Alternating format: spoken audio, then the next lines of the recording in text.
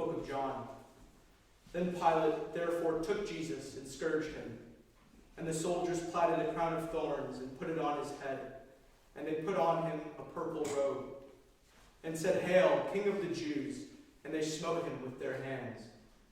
Pilate therefore went forth again, and saith unto them, Behold, I bring him forth to you, that ye may know that I find no fault in him.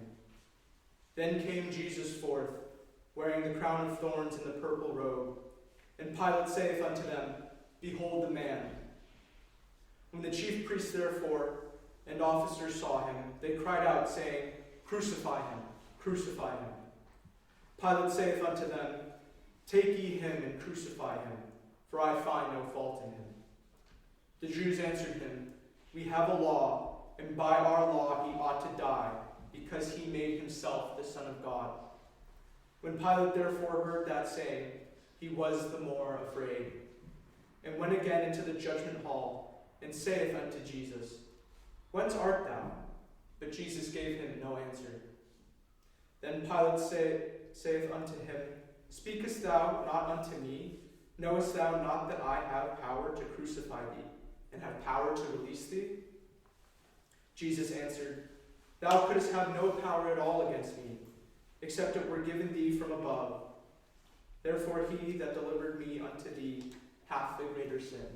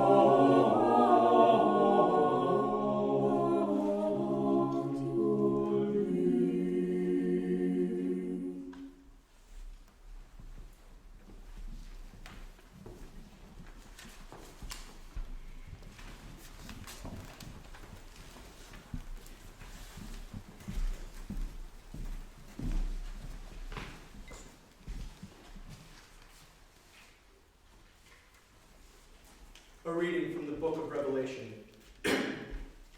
And I saw a new heaven and a new earth. For the first heaven and the first earth were passed away, and there was no more sea. And I, John, saw the holy city, New Jerusalem, coming down from God out of heaven, prepared as a bride adorned for her husband. And I heard a great voice out of heaven saying, Behold, the tabernacle of God is with men, and he will dwell with them. And they shall be his people, and God himself shall be with them, and be their God. And God shall wipe away all tears from their eyes, and there shall be no more death, neither sorrow nor crying, neither shall be any more pain, for the former things are passed away. And he that sat upon the throne said, Behold, I make all things new. And he said unto me, Write, for these words are true and faithful. And he said unto me, It is done. I am Alpha and Omega, the beginning and the end. I will give unto him that is athirst of the fountain of the water of life freely. He that overcometh shall inherit all things, and I will be his God, and he shall be my son. But the fearful and unbelieving, and the abominable, and murderers, and whoremongers, and sorcerers, and idolaters, and all liars shall have their part in the lake, which burneth with fire and brimstone, which is the second death.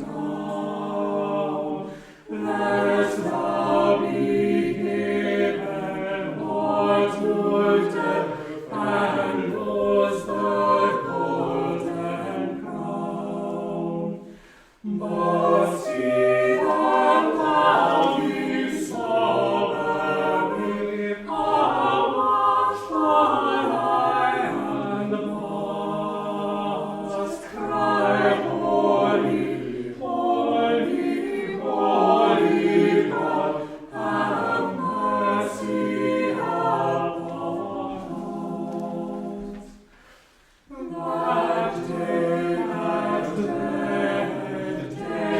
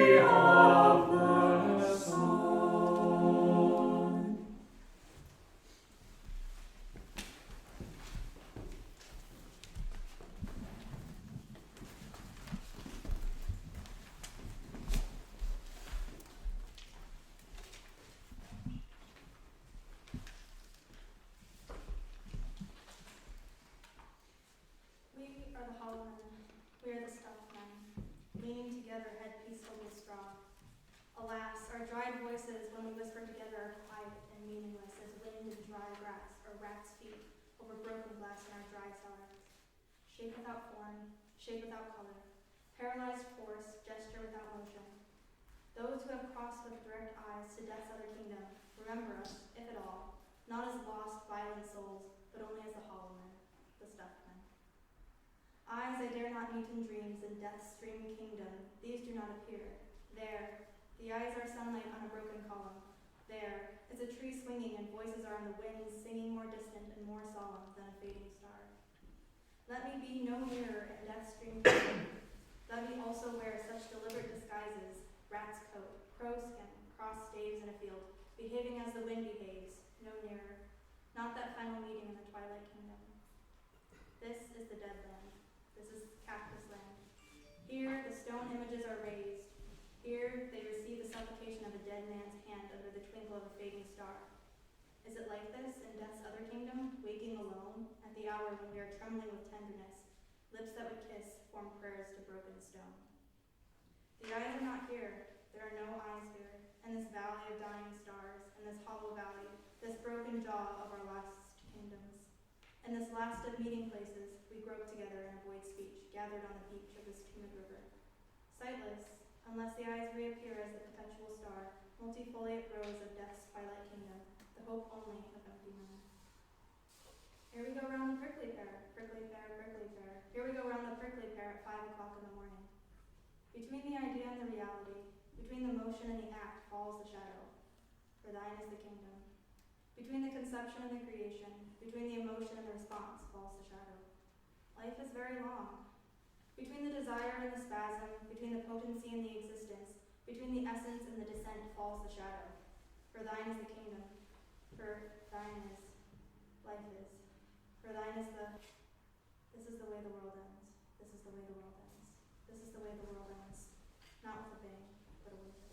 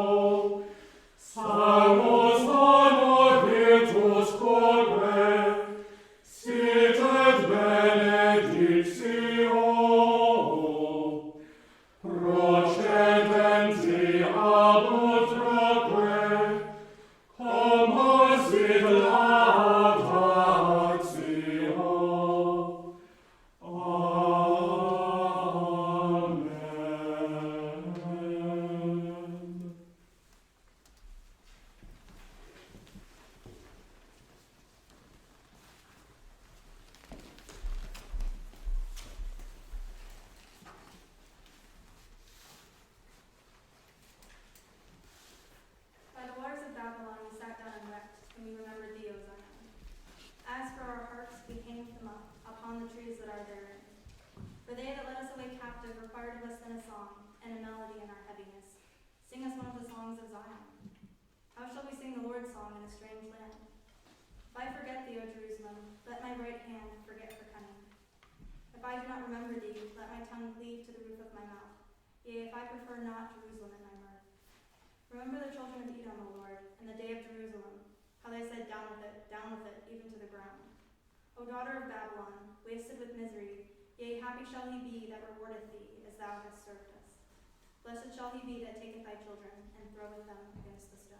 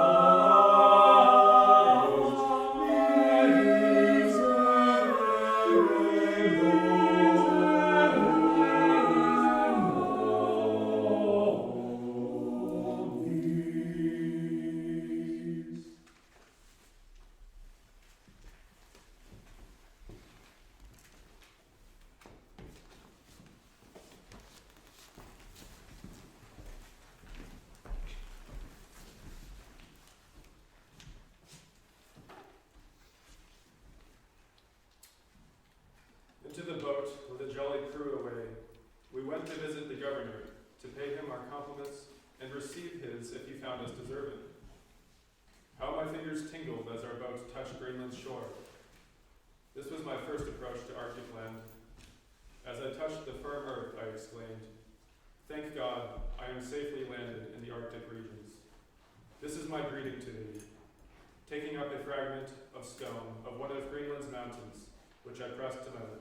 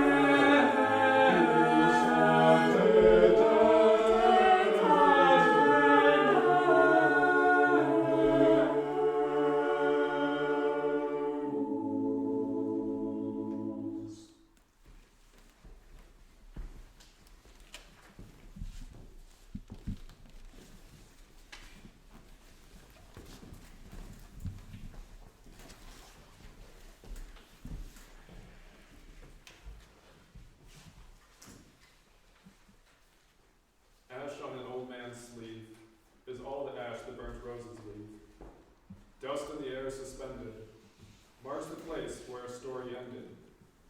Dust and breathed was a house, the walls, the wainscot, and the mouse. The death of hope and despair, this is the death of air.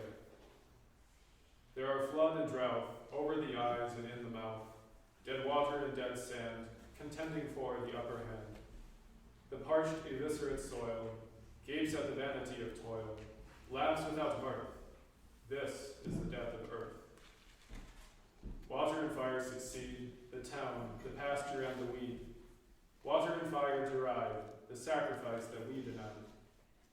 Water and fire shall rot the marred foundations we forgot of sanctuary and quiet. This is the death of water and fire.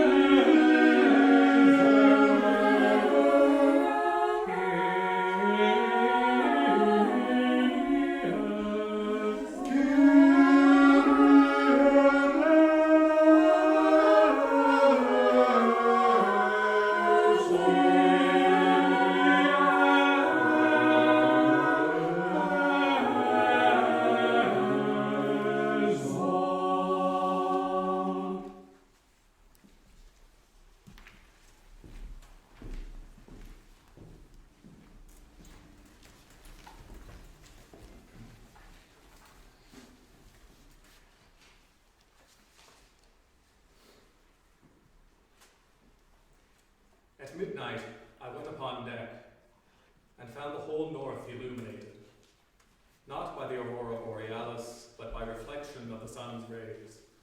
The northern sky presented the appearance of a sunset 20 minutes past. I could hardly believe my eyes, and my position as to the points of the compass for some time. It did not seem that the morning sun could this early be approaching in the east. Nor did it seem that the direction whence the brightness was either the east or west. I looked, and I stepped to the binnacle, found both the compass agreed with my senses and system, thus establishing the pleasing fact of a northern sun. Though I were conversant with the theory of the planetary system, yet I had little thought of the beautiful variety of sun scenes presented to the view of man between the latitudes of Cincinnati, where we now are.